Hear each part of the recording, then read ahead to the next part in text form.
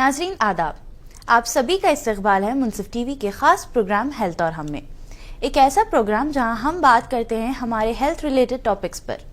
मैं हूं आपकी होस्ट हफ्सा खान। आज हम नजर डालेंगे एक अहम टॉपिक पर, न्यूबॉर्न बेबीज के बारे में पेरेंट्स के सबसे ज्यादा पूछे जाने वाले सवाल।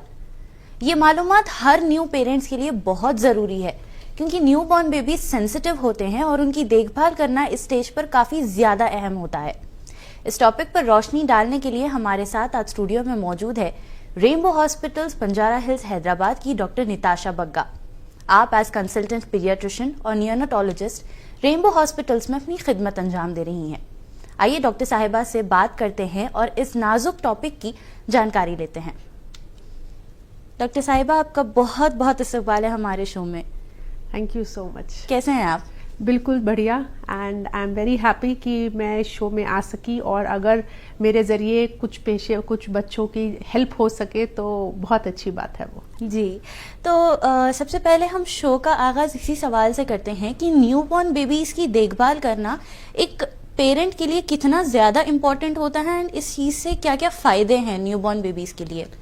क्योंकि सबसे इम्पॉर्टेंट बात यह है कि जो न्यूबॉर्न बेबीज़ होते हैं वो बहुत नाजुक होते हैं और न्यूबॉर्न बेबीज़ की इम्यूनिटी पावर कम होती है, तो उनका बहुत टेक केयर करना पड़ता है, खासकर शुरुआती दिनों में। सिर्फ दूध से लेकर उनको दूध कितना देना, मदर का दूध देना, अगर मदर का दूध सफिशिएंट नहीं है तो ऊपर का दूध देना क्या, बच्चे को नहलाना कैसे, बच्चे को ओवरऑल टेक केयर कैसे करना, मसाज के लिए कौन सा ऑयल यूज़ करना, बेबी के कौन से प्रोडक्ट्स यूज़ करने, बच्चे ने यूरिन कितनी बार पास करना, मोशन कितनी बार पास करना, ऐसे करके बहुत सारे सवालात पेरेंट्स के दिमाग में होते हैं, खासकर जो पहली बार पेरेंट्स बनते हैं।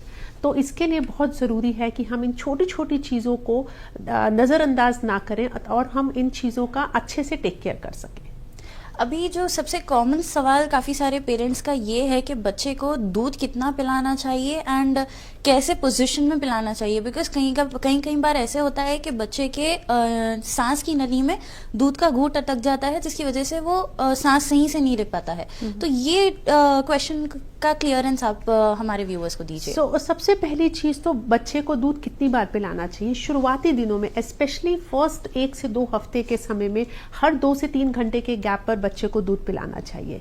अगर बच्चा सो रहा है तब भी बच्चे को 3 घंटे के गैप पर उठाकर दूध पिलाना चाहिए। एक बार जरा 3-4 हफ्ते निकल जाते हैं तो उसके बाद डिमांड फीडिंग कर सकते हैं, जैसे कि बच्चे ने एक बार दूध पिया, पेट भर के दूध पिया और सो गया, तो 3-4 घंटे के बाद भी बच्चा जब उठे, जब डिमांड करे तब दूध दे सकते हैं। लेकिन शुरुआत के 1-2 हफ्ते में कई बार बच्चे के शुगर लेवल्स ड्रॉप होने का रिस्क रहता है और माँ का दूध भी सफिशिएंट नहीं होता है, तो उस चक्कर में बच्चे को हर 2 से 3 घंटे के गैप पर दूध पिलाना चाहिए। और डिफरेंट पोजीशंस रहती हैं ब्रेस्ट फीडिंग की, जो आपके आसपास में जो नर्स रहती हैं, जो डॉक्टर्स रहते हैं डिलीवरी के टाइम में, वो आपको पोजीशंस एक्सप्लेन करते हैं। उस पोजीशंस के मुताबिक ही बच्चों को दूध देना चाहिए, क्योंकि लेट कर दूध देना कई बार बच्चों की नली में फंस जाता है, क्योंकि सांस की नली और फूड पाइप दोनों एक साथ रहती हैं, तो इस चक्कर में कई बार वो दूध अटक जाता है। तो यूजुअली ब्रेस्ट फीडिंग जो होती है एक प्रॉपर पोजीशंस के जरिए दी जाती है, तो वो पोजीशंस को जानना बहुत जरूरी है, जो कि आप अपने नियर बाय डॉक्टर और नर्सेज से पता कर सकते हैं। डॉक्टर साहिबा, आपने अभी मेंशन किया कि बच्चा जब डिमांड करता है दूध के लिए तभी वो देना चाहिए, तो बच्चे जब रोते हैं, यूजुअली वो बात नहीं कर सकते, सिर्फ रोते हैं, तो क्या हर रोना बच्चे का सिर्फ दूध के लिए डिमांड है या कई और रीजंस भी है जो बच्चे रोते हैं? बहुत अच्छा सवाल है ये। कई बार ज्यादातर बच्चों का जो रोना होता है शुरुआती दिनों में वो भूख के लिए होता है।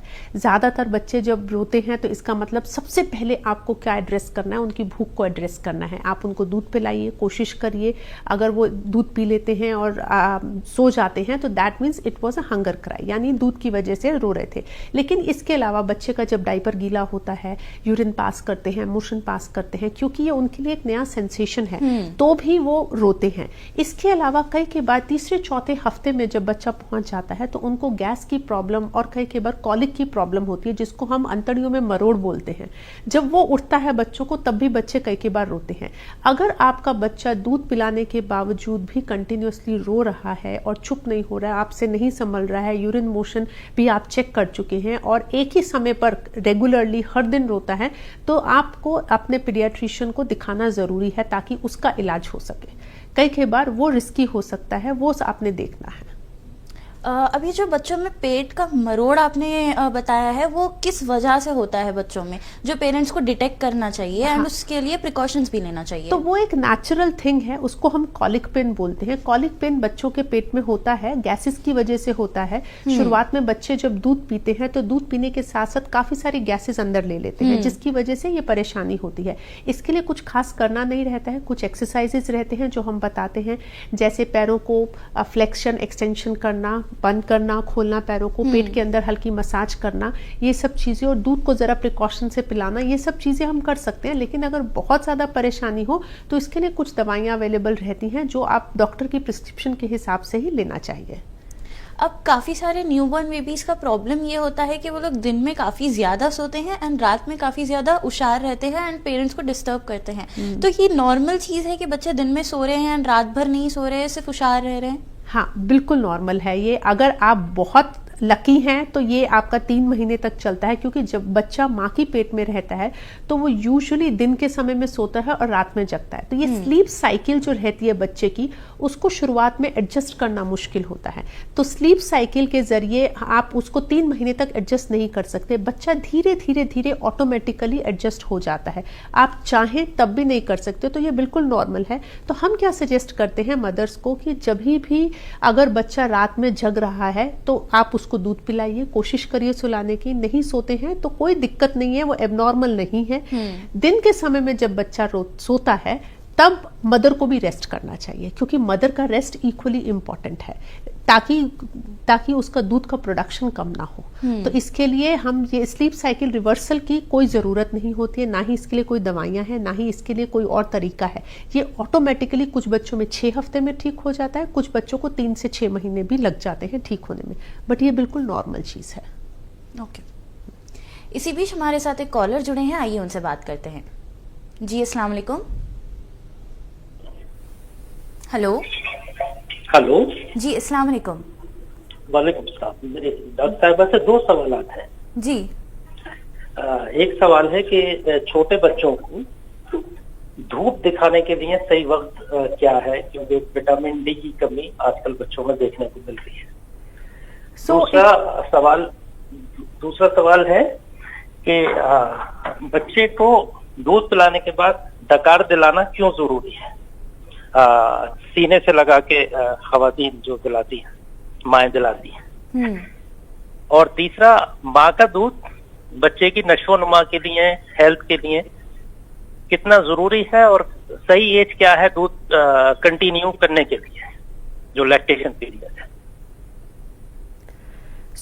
आपका पहला सवाल कि बच्चे को धूप कब दिखानी चाहिए। धूप जनरली बच्चे को सुबह 8 बजे से पहले दिखानी चाहिए। जो इनडायरेक्ट सनलाइट आती है, जो कमरे के अंदर आ रही है खिड़की के जरिए या डोर के जरिए, जो इनडायरेक्ट सनलाइट है, आप बच्चे को तब दिखाइए। इसका कारण क्या है कि 8 बजे के बाद यूवी रेडिएशन स्टार्ट हो जाते हैं, जिससे बच्चे का कलर चेंज हो सकता है। तो कोशिश करिए आप धूप दिखाइए 8 बजे से पहले। उससे विटामिन डी भी होता है और थोड़ा इरखान में भी मदद मिलती है। तो सुबह 8 बजे से पहले धूप दिखाना बेहतर है, देन बाद में दिन के समय में धूप दिखाना, तो वो सबसे हेल्दी रहता है बच्चों के लिए। आपका जो दूसरा सवाल था कि बच्चे को डकार दिलाना क्यों जरूरी है। बच्चे को डकार दिलाना इसलिए जरूरी है क्योंकि जब बच्चा दूध पीता है तो दूध पीने के साथ साथ जो एयर रहती है वो भी अंदर चली जाती है। अगर हम जब हम डकार दिलाते हैं बच्चे को, वो प्रोसीजर करके सीने के साथ लगा के उसको ऊपर की तरफ हम सहलाते हैं, वो समय में उसका हम कोशिश कर रहे हैं कि जो उसने एयर ली है, जो हवा ली है उसने बच्चे ने, वो निकल सके। नहीं तो बच्चे को उल्टी होने का रिस्क रहता है, और उल्टी होने से वो कई बार बच्चों की जो फूड पाइप से जो उल्टी होती है वो सांस की नली में फंसने का रिस्क रहता है। इसलिए बच्चे को डकार दिलाना बहुत जरूरी है। कई बार कुछ बच्चे डकार नहीं भी ले पाते हैं। ऐसे केसेस में आपने क्या करना है कि बच्चे को एक 30 डिग्री एंगल पर लेटा लेना है। बच्चे को फ्लैट कभी भी स्ट्रेट नहीं लेटाना बेड के ऊपर। अगर बच्चा डकार ले लिया है तो आप लेटा सकते हैं, लेकिन अगर बच्चे ने डकार नहीं लिया, मान लो आपने 15 मिनट 20 मिनट कोशिश किया, तो ऐसे केसेस में नीचे थोड़ा पिलो रखकर, तकिया रखकर आप बच्चे को एक 30 डिग्री एंगल पर लेटा सकते हैं। उससे बच्चे को डकार भी आ जाएगा और इंडाइजेशन भी नहीं होगा। अब जो बच्चे दूध पीते हैं, कैसे एक पेरेंट को मालूम चलेगा कि बच्चे को इतनी सफिशिएंट क्वांटिटी बस हो चुकी है या उसको और दूध की डिमांड है, ये कैसे पता लगेगा? ये एक बहुत ही इंपॉर्टेंट सवाल है जो हर माँ बाप को मालूम होना चाहिए, क्योंकि हम डायरेक्ट ब्रेस्ट फीडिंग दे रहे हैं। अब जब मदर डायरेक्ट ब्रेस्ट फीडिंग देती है तो उसको मालूम नहीं कि दूध बस हो रहा है कि नहीं हो रहा है। ये दो मेन चीजें, दूध बस हो रहा है कि नहीं हो रहा है, ये दो मेन चीजें हैं। तीसरी चीज है बच्चे का वजन बढ़ना। हर हफ्ते में बच्चे का वजन चेक करना जरूरी है। अगर एक बच्चे का वजन 150 ग्राम से 200 ग्राम बढ़ रहा है पर वीक, दैट टेल्स कि वो आपके लिए सफिशिएंट है, माँ का दूध बच्चे के लिए सफिशिएंट हो रहा है। सो ये 3 चीजें हैं जिससे हमें पता चलता है। इसी बीच हमारे साथ एक कॉलर जुड़े हैं, आइए उनसे बात करते हैं। जी अस्सलाम वालेकुम। जी वालेकुम अस्सलाम। जी क्या सवाल है आपका? जी मेरे बेटे हैं 11 ईयर ओल्ड, उनको हमेशा छींका रहते, मैक्सिमम छींक लेते रहते। मैं टैबलेट लिवोसिट्रेजिन खिलाती हूँ डॉक्टर से सजेस्ट करके, लेकिन उनको कमी नहीं होते छींका। 2 दिन अच्छे रहते, 2 दिन के बाद छींक लेते। एलर्जी जैसे कुछ इन्फेक्शन है। जी उसके बारे में पूछना था मैडम से कि घरेलू नुस्खा या कुछ सजेस्ट कर सकते क्या उसके लिए। आपने क्या मेंशन किया था कि आपकी बेबी का कितने मंथ्स है? 11 ईयर ओल्ड। 11 इयर्स, ओके ठीक। बेटा है। देखिए कोई बात नहीं है, बच्चों को छींकें आती हैं। पैदा जब तो सब नॉर्मल थे, अब 1 साल से छोड़े छींका। बच्चों को छींकें आती हैं, कुछ कुछ बच्चे एलर्जिक होते हैं। तो जो आप लिवोसिट्रेजिन की टैबलेट के बारे में बता रही हैं वो आप डॉक्टर से कंसल्ट करिए, ताकि आप उनके मुताबिक कुछ दवाइयां अपने पास रख सकें, ताकि बच्चों को सिर्फ छींकें आने की वजह से ज़्यादा दवाइयां देने की ज़रूरत नहीं है। जनरली छींकें साइंस होती हैं एलर्जिक रिएक्शन का। सो कुछ बच्चे एलर्जिक होते हैं, जैसे डस्ट को, एयर को, पॉल्यूशन को, इस तरह की वजह से आप बच्चों को जब बाहर लेकर जाएंगे, या कई बार मौसम चेंज होता है उसकी वजह से भी ऐसा होता है।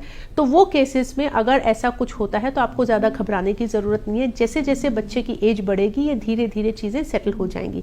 ये एलर्जीज होती हैं कुछ बच्चों में, तो आपको करना क्या है कि आपको आइडेंटिफाई करना है कि किस समय पर, किस जगह पर जाने पर बच्चे को छींकें ज़्यादा होती हैं, किस मौसम में ज़्यादा आती हैं, ताकि आप उसको अवॉइड कर सकें। बस इतना ही।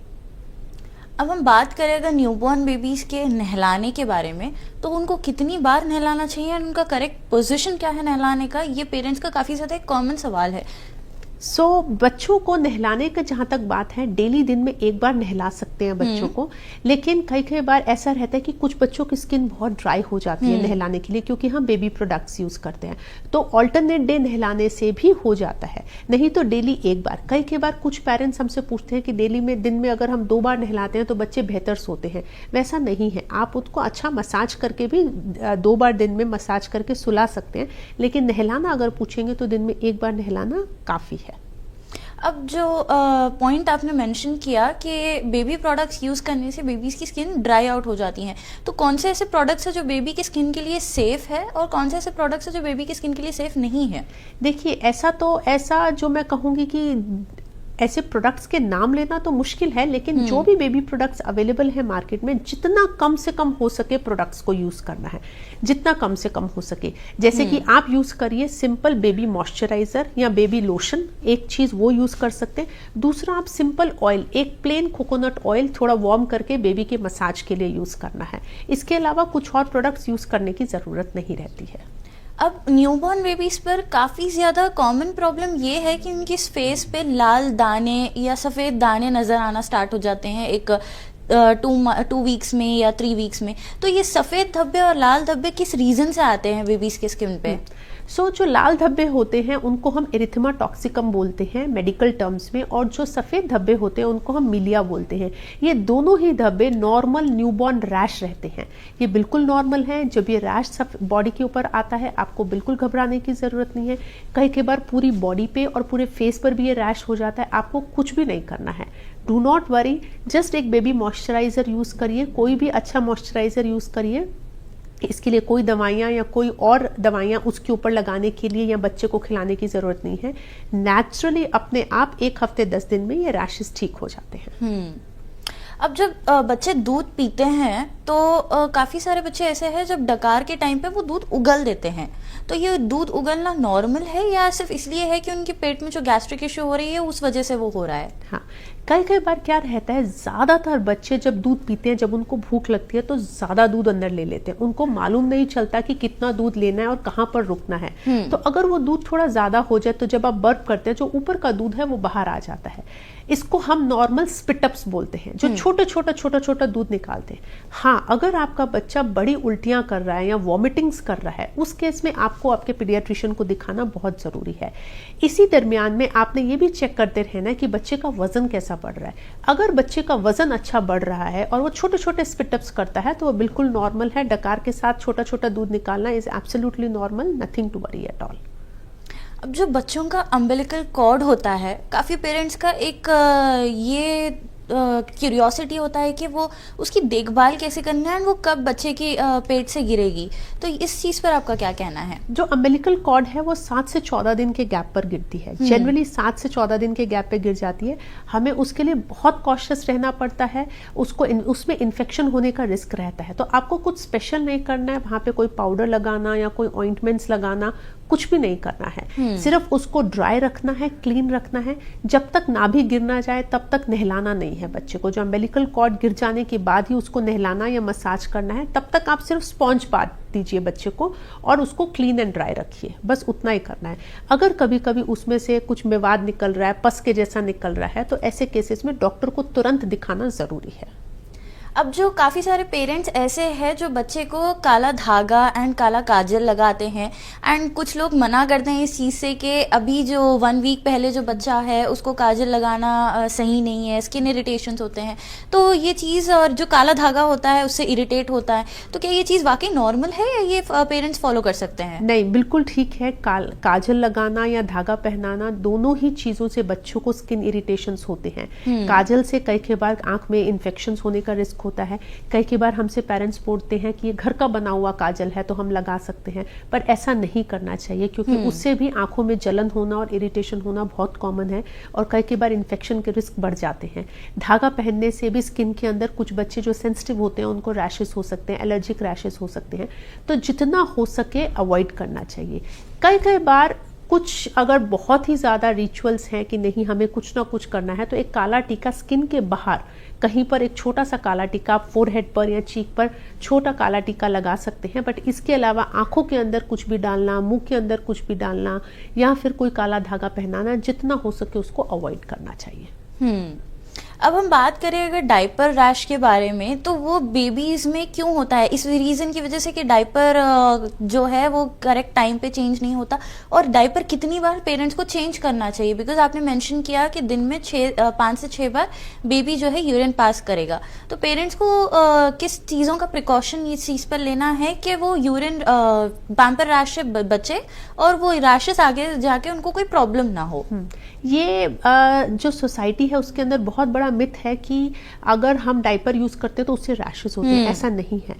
डायपर यूज करना बहुत सेफ है, इन्फेक्शंस को प्रिवेंट करता है, लेकिन डायपर को चेंज करते रहना पड़ता है। हर बार 2 से 3 घंटे के गैप पर जब आप बच्चे को दूध पिलाते हैं तो उस केसेस में डायपर को चेंज कर देना चाहिए। जितनी बार आप बस एक बार चेक करिए, और यूजुअली ये परेशानी रात के समय में होती है। कई बार हम बच्चे को डायपर रात के 9-10 बजे पहनाते हैं और सुबह 5-6 बजे तक चेक नहीं कर पाते हैं। उस केसेस में बच्चे को डायपर रैश होने का रिस्क रहता है। तो डायपर को चेंज करते रहना, चेक करते रहना बहुत ज़रूरी है। It is one of the safest practice. लेकिन ये ज़रूरी है कि कोशिश करिए कॉटन के नैपीज और ये सब ना यूज़ करें, क्योंकि उससे रैश बढ़ने का रिस्क ज़्यादा रहता है। जो नॉर्मल डायपर अवेलेबल है मार्केट में वो बेहतर है, वो सेफ है, और उससे इन्फेक्शन का रिस्क भी कम होता है बच्चों के अंदर। यानी जो घर में कॉटन के हम बनाते हैं कपड़े से, हाँ, वो बेबी के लिए सेफ नहीं है। यानी कि आप कितनी भी बार वॉश करें तो भी बेटर यही है कि आप जो नॉर्मल डायपर्स अवेलेबल हैं लेकिन उनको 2 से 3 घंटे के गैप पर चेंज करते रहिए। अच्छा, अब एक पेरेंट्स का और एक कॉमन सवाल ये है कि क्या हम बच्चे को बाहर लेके जा सकते हैं? यानी कि विदिन 1 वीक हम उन्हें बाहर लेकर जा सकते हैं? सन एक्सपोजर जो आपने मेंशन किया कि सुबह की ही धूप में सेफ है, तो क्या दिन भर बच्चे को बाहर लेके जाना सेफ है या नहीं? हाँ बिल्कुल, थोड़ी बहुत एक बार जब बच्चे को जन्म का टीका मिल जाता है उसके बाद धीरे धीरे करके उसको एक सिंपल सैर के लिए नीचे, यानी जैसे कि आप कभी नीचे थोड़ा हल्का फुल्का सैर के लिए लेके जा सकते हैं, लेकिन कोशिश क्या करनी है कि छोटे न्यूबॉर्न बच्चे को क्राउडेड एरियाज में जैसे मॉल्स में, फंक्शंस में, वैसी जगह पर ना लेकर जाएं, क्योंकि वहाँ पर क्या रहता है कि रिस्क ऑफ इन्फेक्शंस रहता है। अगर बच्चों को अपर रेस्पिरेटरी इन्फेक्शन होता है, जो छोटे छोटे बच्चे होते हैं, जैसे प्ले एरिया में अगर आप लेकर जाते हैं तो वहाँ पे छोटे बच्चे होते हैं जिनको अपर रेस्पिरेटरी इन्फेक्शन होता है, तो न्यूबॉर्न बच्चे बहुत जल्दी कैच करते हैं। तो जितना हो सके क्राउडेड एरियाज में मत लेके जाइए, but just for a stroll आप नीचे बच्चे को लेकर जा सकते हैं। अच्छा, अब बच्चों में निमोनिया काफ़ी ज़्यादा कॉमन देखा जाता है, जॉन्डिस भी कहीं कहीं रेयर केसेस में बच्चों को हो जाता है, तो इसका रीज़न क्या है कि बच्चों को इतनी जल्दी जस्ट अभी जो पैदा हुए हैं उनको निमोनिया एंड जॉन्डिस का एक्सपोजर हो गया हो? देखिए, जॉन्डिस और निमोनिया दोनों बहुत अलग चीज़ें हैं। जॉन्डिस फिजियोलॉजिकल जॉन्डिस होता है, हर बच्चे को आता है, कुछ बच्चों को ज़्यादा आता है, कुछ बच्चों को कम आता है। ज़्यादा बोले तो अगर लिमिट से ज़्यादा जॉन्डिस आएगा तो उस केसेस में हमें उसको ट्रीट करना पड़ता है, एडमिट करना पड़ता है, फोटोथेरेपी का ट्रीटमेंट रहता है। लेकिन अगर जॉन्डिस नॉर्मल है तो उसको घर पे भी आप ज़रा थोड़ा धूप में दिखाएंगे, अच्छा दूध पिलाएंगे तो वो ठीक हो जाता है। जॉन्डिस फिजियोलॉजिकल जॉन्डिस है तो सभी बच्चों को दूसरे तीसरे दिन से शुरू होकर पहले 14 दिन तक आने का रिस्क रहता है और धीरे धीरे करके वो जॉन्डिस चला जाता है। लेकिन जहाँ तक निमोनिया का सवाल है, निमोनिया आना नॉर्मल नहीं है। निमोनिया आना यानी बच्चे ने कहीं ना कहीं से इन्फेक्शन कैच किया है, क्योंकि जन्म के टीके पर हम उनको निमोनिया का टीका नहीं देते हैं। निमोनिया का टीका उनको सबसे पहले छठे हफ्ते पर मिलता है। तो छठे हफ्ते तक हम यही इसीलिए कोशिश करते हैं कि आप बच्चे को जितना हो सके बाहर का एक्सपोजर, रशी एरियाज में, मॉल्स में, फंक्शंस में ज़रा अवॉइड करिए, ताकि जितना हो सके बच्चों को क्रॉस इन्फेक्शंस ना हो। क्रॉस इन्फेक्शंस होने की वजह से बच्चों को निमोनिया होता है। अब ये पॉइंट जब आपने बोला कि टीका, तो बच्चों का जो वैक्सीनेशन पीरियड होता है, जब कितने टाइम तक पेरेंट्स को उन्हें वैक्सीनेशन दिलाना चाहिए एंड कौन सी एज ग्रुप में उसे स्टॉप करना चाहिए एंड कौन कौन से वैक्सीनेशन उनके लिए ज़रूरी है? देखिए, जो हमारा इंडियन शेड्यूल है वैक्सीनेशन का, इंडियन एकेडमी ऑफ पीडियाट्रिक्स का जो वैक्सीनेशन का शेड्यूल है वो बहुत अच्छा है। जन्म पे टीका सबसे पहले लगता है, जो BCG, पोलियो ड्रॉप्स और हेपेटाइटिस का टीका होता है। उसके बाद छठे हफ्ते पर, 10वें हफ्ते पर और 14वें हफ्ते पर, 14 हफ्ते पर उनको टीके लगते हैं। तो ये टीके बहुत बहुत ज़रूरी हैं। उसके बाद टीका सीधा 6 महीने 7 महीने पर लगता है, जो इन्फ्लुएंजा का टीका होता है। उसके बाद 9 महीने पर लगता है, फिर 12 महीने पर लगता है। तो 1 साल के अंदर जो टीके हैं वो बहुत ज़रूरी है। उसके बाद जो टीका लगता है वो ईयरली वैक्सीनेशंस होता है, एंड उसके अलावा फिर 5 साल पे टीका होता है, फिर 10 साल का टीका होता है। तो इस तरह से 10 साल की उम्र तक लगातार टीके रहते हैं, लेकिन वो गैप धीरे धीरे बढ़ता रहता है। फर्स्ट ईयर में जो वैक्सीनेशन है वो ज़्यादा फ्रीक्वेंट होते हैं और आपको चार्ट बाय चार्ट फॉलो करना चाहिए। वो टीके बहुत ज़रूरी हैं, क्योंकि ये टीके जानलेवा बीमारियों को प्रिवेंट करते हैं। कई बार जो लोग सोचते हैं कि टीकों से कुछ साइड इफ़ेक्ट्स होते हैं, जो टीकों के इफ़ेक्ट्स होते हैं ना, वो साइड इफ़ेक्ट से कहीं ज़्यादा बेहतर होते हैं। एक टीके की कॉस्ट उतनी नहीं होती है जितनी बीमारी की कॉस्ट होती है। तो अपने को बहुत केयरफुली रहकर वो टीका ज़रूर लगवाना चाहिए। इसी बीच हमारे साथ एक कॉलर जुड़े हैं, आइए उनसे बात करते हैं। जी, अस्सलाम वालेकुम। वालेकुम सलाम। क्या नाम है आपका? रिजवाना है मेरा नाम। जी बोलिए, क्या सवाल है आपका? जी, हमारा बच्चा कितना भी डराए तो चुन्ना खा रहा। जी जी, हमारा बच्चा इतना भी डराए करे तो भी चुन्ना ऐसा दीवार पे चुन्ना, ओके, चुन्ना खा रहा। वो डराए करेगी तो नहीं सुन रहा। हम नजरा इधर इधर गए तो किसी भूख खाना भी नहीं खा रहे, वो मुंह पक जा रहा। ये क्या रीजन है, ऐसा कहीं को कर रहे नो बल्कि ये सवाल आ रहा। देखिए, ये एक बहुत कॉमन परेशानी है। इसके लिए आपको तुरंत अपने डॉक्टर को दिखाना बहुत ज़रूरी है, क्योंकि चूना खाने से एक तो ये हैबिट होता है, इट्स अ बिहेवियरल प्रॉब्लम, जो बच्चों में एक आदत लग जाती है। इस आदत को छुड़वाना बहुत ज़रूरी है। चूना खाने की वजह से बच्चों को एनीमिया होने का रिस्क रहता है, पेट में मरोड़ उठने का रिस्क रहता है। सिर्फ इतना ही नहीं, पेट में कीड़े होने का भी रिस्क रहता है। तो इसके लिए ज़रूरी है कि आप तुरंत डॉक्टर को दिखाएं, ताकि वो आपको दवाइयाँ स्टार्ट कर सकें। और ये आदत है, इस आदत को आपको छुड़वाना पड़ेगा। आपको जितना हो सके कोशिश करना है कि बच्चे को ध्यान डाइवर्ट करें। उस समय जब बच्चा चूना खा रहा है तो उसको किसी और जगह काम में लगाएं, या उसका अटेंशन डाइवर्ट करें, ताकि उसका ध्यान वहाँ से चला जाए। ये सिर्फ एक आदत है और कुछ नहीं है, जो चली जाएगी। डॉक्टर साहिबा, अब जो बच्चों के दांत निकलते हैं तो उस टाइम पे बच्चे काफ़ी ज़्यादा इरिटेट हो जाते हैं एंड रोते हैं दर्द की वजह से। तो इसके सिम्टम्स क्या होते हैं कि उन्हें दांत आ रहे हैं? पेरेंट्स को ये कब समझना ज़रूरी है कि उनके दांत आ रहे हैं, इस वजह से बच्चा इरिटेटेड है? हाँ, सो यूजुअली बच्चों के दांत अब देखें तो 4 महीने से लेकर 6 महीने के बीच में बच्चों के दांत आते हैं और बच्चों को ज़्यादातर इरिटेशन होती है, इचिंग होती है, पूरे गम्स के अंदर कई बार सूजन या स्वेलिंग हो सकती है, जिसकी वजह से वो सब कुछ मुंह में डालने की कोशिश करते हैं। जब बच्चे सब कुछ मुंह में डालने की कोशिश करते हैं तो आपको एक आइडिया हो जाएगा, जैसे अपना हाथ है या आपका हाथ है या कपड़े हैं जो उनके पास आते हैं, तो वो बच्चे और या फिर कई बार जब दूध की बोतल या निप्पल है उसको भी बहुत ज़ोर ज़ोर से च्यू करने की कोशिश करते हैं। उसकी वजह से आपको पता चल जाना चाहिए कि बच्चे के दांत आ रहे हैं। कई बार ऐसा भी होता है कि जो बच्चे की जो सलाइवा है, जो लार टपकती है, वो बहुत ज़्यादा हो जाती है, उससे भी पता चलता है कि बच्चे के दांत आ रहे हैं। तो ये ज़्यादातर सिम्टम्स होते हैं बच्चे के दांत आने के। और एक चीज़ ये कि काफ़ी सारे पेरेंट्स ये सोचते हैं कि उनका बच्चा तिरछा देख रहा है, तो वो तिरछा देखने की रीजन क्या है बच्चे का, लाइक क्रॉस साइड जिसे बोलते हैं। ये काफी ज्यादा कंसर्न हो जाते हैं पेरेंट्स कि मेरा बच्चा तिरछा क्यों देख रहा है, क्या ये मतलब आई का कोई प्रॉब्लम है, या क्या ये चीज नॉर्मल है या इसे ये बिल्कुल नॉर्मल है और जो पेरेंट्स नोट करते हैं वो भी बिल्कुल नॉर्मल है। शुरुआत के दिनों में बच्चों की जो आईज है उनका फोकस नहीं हो पाता है और वो उस वजह से तिरछा देखते हैं, जो बिल्कुल नॉर्मल है। 2 महीने से 3 महीने के बाद बच्चे नॉर्मल देखना स्टार्ट कर देते हैं। So nothing to worry about it. लेकिन उसके बावजूद भी अगर आपको लगता है कि 3 महीने क्रॉस हो गए और बच्चा फिर भी तिरछा देख रहा है तो आई स्पेशलिस्ट डॉक्टर को दिखाना ज़रूरी है। बट अदरवाइज पहले 2 से 3 महीने तक ये बिल्कुल नॉर्मल है। मेडिकल टर्म्स में हम उसको conjugate deviation of eye balls बोलते हैं, which is normal. So nothing to worry about that. अब जब न्यूबॉर्न बेबी की डिलीवरी होती है तो काफ़ी सारे चीज़ों पर मदर को भी फोकस रखना पड़ता है, अपनी हेल्थ पर। तो ऐसी कौन सी सेंसिटिव चीज़ें हैं जो मदर को अपने आप में जो है मेंटेन करके रखना है, सो दैट उस वजह से बेबी को इफेक्ट ना हो? यानी कि अगर मदर को फीवर आता है तो काफ़ी सारे लोग ऐसे बोलते हैं कि अपना अच्छा ध्यान रखो सो दैट बेबी को जो है कोई तकलीफ ना पहुंचे। तो ऐसी कौन सी चीज़ें हैं जो मदर को ख्याल रखना चाहिए अपना? सबसे इम्पॉर्टेंट चीज़ है कि मदर बच्चे के लिए सबसे ज़्यादा इम्पॉर्टेंट इसलिए होती है क्योंकि एक तो ये है कि वो ब्रेस्ट फीडिंग देती है, क्योंकि बच्चे का सिर्फ एक ही जो खाना है वो है मदर का दूध। माँ का दूध उसको प्रोडक्शन के लिए मदर की सेहत का अच्छा होना बहुत ज़रूरी है। तो उसको अपने खाने पीने का ध्यान रखना, हेल्दी डाइट खाना, हेल्दी फूड खाना, बहुत सारे वेजिटेबल्स, फ्रूट्स खाना, दिन में 2 बार दूध पीना और अच्छा पानी पीना, ये बहुत सारा ज़रूरी चीज़ें हैं। जितना हो सके घर का खाना खाने की कोशिश करनी चाहिए जो हेल्दी प्रोडक्ट्स में बना हो। फूड रिस्ट्रिक्शंस की कोई ज़रूरत नहीं है, जो भी मदर को अच्छा लगे वो खा सकती है।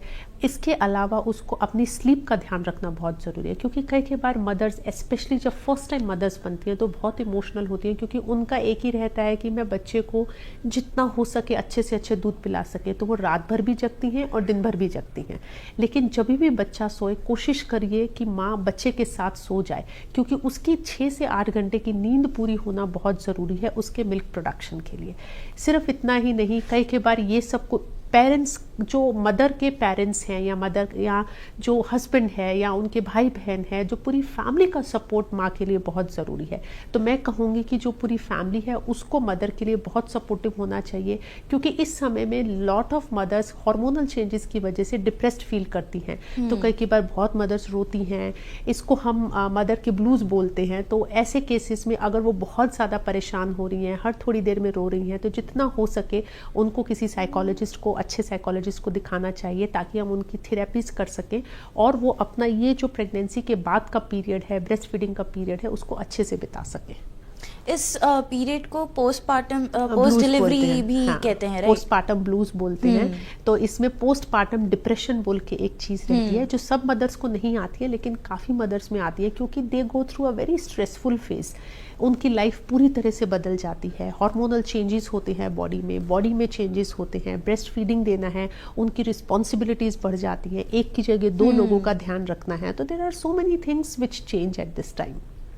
तो आखिर में आपसे मैं ये सवाल पूछूंगी कि आजकल का मौसम काफ़ी ज़्यादा मिक्सड एंड मैच्ड है, कब बारिश है, कब सर्दी है, कब गर्मी है, समझ नहीं आ रहा है। तो ऐसे टाइम पे मदर्स को न्यूबॉर्न बेबीज़ के लिए क्या ख्याल रखना चाहिए एंड किस चीज़ों के बारे में उन्हें देख समझ के आगे बढ़ना चाहिए कि ये चीज़ बेबी को जो है अफेक्ट करेगी एंड ये चीज़ से बेबी सेफ रहेगा? मैं 3 बातें बोलूँगी। एक तो सबसे पहले माँ का दूध मेक श्योर कि वो सफिशिएंट हो, जितना हो सके माँ का दूध देने की कोशिश करिए। आप माँ का दूध 6 महीने तक दे सकते हैं, जो कंपलसरी है, देना ही चाहिए, लेकिन इसके अलावा अगर पॉसिबल है तो 2 साल तक आपका दूध कंटिन्यू करिए। दूसरा, जितना हो सके बच्चों को क्राउडेड एरियाज़, रशी एरियाज़ में ले जाने से थोड़ा रोकिए, इसलिए क्योंकि उस केसेस में बच्चों को क्रॉस इन्फेक्शंस होने का रिस्क बहुत ज़्यादा होता है। और तीसरा, वैक्सीनेशंस कराना बच्चों के लिए बहुत ज़रूरी है। आप समय पर रहते वैक्सीनेशंस कराएंगे, टीके लगाएंगे तो बच्चों को जानलेवा बीमारियों से हम अवॉइड कर सकते हैं। तो ये 3 चीज़ें अगर आप देख सकते हैं तो काफ़ी बीमारियां टेक केयर की जा सकती हैं बच्चों में। बहुत बहुत शुक्रिया डॉक्टर साहिबा आपका हमारे साथ जुड़ने के लिए एंड इतने अहम टॉपिक पर हमसे बात करने के लिए। आई होप ये पेरेंट्स को भी काफ़ी ज़्यादा हेल्पफुल होगा। I hope. Thank you. और दोस्तों, इसी के साथ आज का हमारा ये एपिसोड यहीं ख़त्म होता है। न्यूबॉर्न बेबीज़ के केयर और उनके हेल्थ कंसर्न्स को समझना हर पेरेंट के लिए ज़रूरी है, ताकि उनके छोटे से जहां में हम सुरक्षा और प्यार भर सकें। उम्मीद है आज के एपिसोड से आपको कुछ नई और फ़ायदेमंद जानकारी मिली होगी, जो आपके पेरेंटिंग जर्नी में मददगार साबित होगी। अगली बार फिर मिलते हैं एक नए हेल्दी टॉपिक के साथ। तब तक अपना और अपने बच्चों का ख्याल रखिए, क्योंकि सेहत ही ज़िंदगी का असली साज है। मुझे दीजिए इजाज़त और आप बने रहें मुंसिफ टीवी के साथ।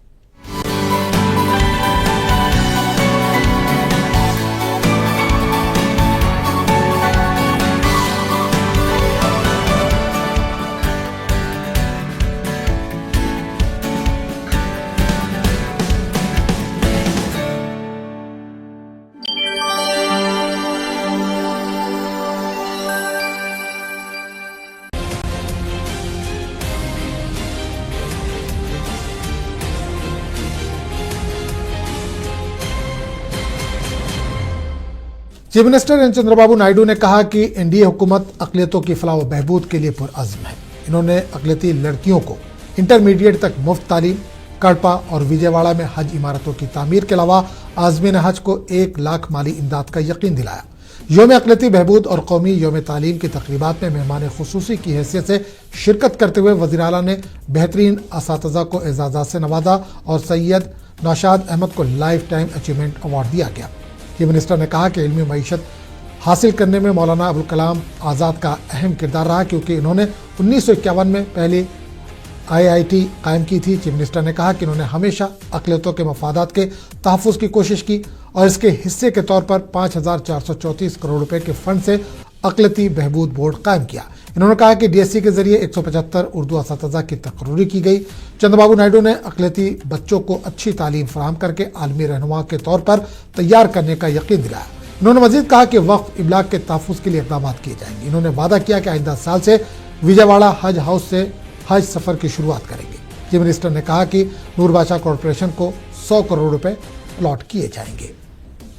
మైనారిటీ పిల్లలందరినీ బాగా చదివించే బాధ్యత ప్రపంచంలోనే మేలైనటువంటి ఆదాయం వచ్చేట్టుగా చేసే బాధ్యత నాదని మీ అందరికీ హామీ ఇస్తున్నా. మీరు ఒకే పని చేయాలి. ఇటీవల నేను చాలా దేశాలు తిరుగుతున్నాను. ఇటీవల గల్ఫ్ కంట్రీస్ కూడా పోయి వచ్చాను. దుబాయ్, అబుదాబి పంపించాను. అక్కడ బ్రహ్మాండంగా అందరినీ చదివించే బాధ్యత తీసుకుంటున్నారు. ఆ రోజు చెప్పాను నేను మీకు, మీరు ఎంత ఆస్తి మీ పిల్లలకి ఇస్తారనేది కాదు, ఎంత బాగా చదివిస్తారనేది ముఖ్యం. మీరు చదివించమని ఆ రోజు చెప్పాను. ఈరోజు చదివించిన వాళ్ళు ఓసారి చూస్తే నాకే ఆనందం. ప్రపంచంలో ఎక్కడైనా ఎక్కువ తలసరి ఆదాయం వస్తుందంటే వచ్చేవాళ్ళు తెలుగు వాళ్ళు, అంటే ఆంధ్ర రాష్ట్రం నుంచి, తెలంగాణ నుంచి పుట్టిన వాళ్ళు. దానికి కారణం నేను వేసిన ఫౌండేషన్ అని చెప్పి మీకు తెలియజేస్తున్నా. आंध्र प्रदेश के दारुल हुकूमत अमरावती में हायर एजुकेशन कॉन्क्लेव का इनकाद अमल में आया। इस कॉन्क्लेव में रियासत के वजीर तालीम व IT नारा लोकेश और दीगर ने शिरकत की। इस मौके पर खिताब करते हुए नारा लोकेश ने कहा कि वो आंध्र प्रदेश को तालीम के शोबे में मुल्क में पहले नंबर पर ले जाना चाहते हैं।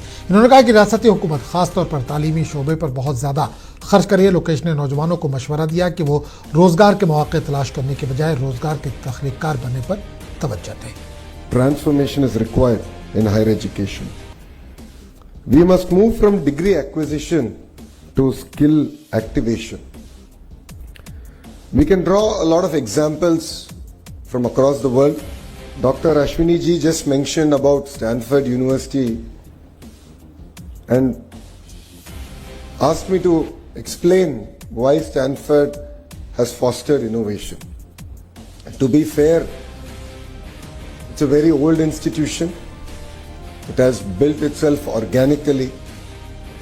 The most important thing is the ability of the institution to transform itself, to adapt to changes around itself. Andhra Pradesh के वजीर नारा लोकेश आज दिल्ली का दौरा करेंगे। इस दौरे का बुनियादी मकसद मरकजी वज़रा को इस माह की 14 और 15 तारीख को विशाखापट्टनम में रियासती हुकूमत की जानिब से मुनक्किद होने वाली CII पार्टनरशिप के लिए मदऊ करना है। हुकूमत इस कॉन्फ्रेंस को कामयाब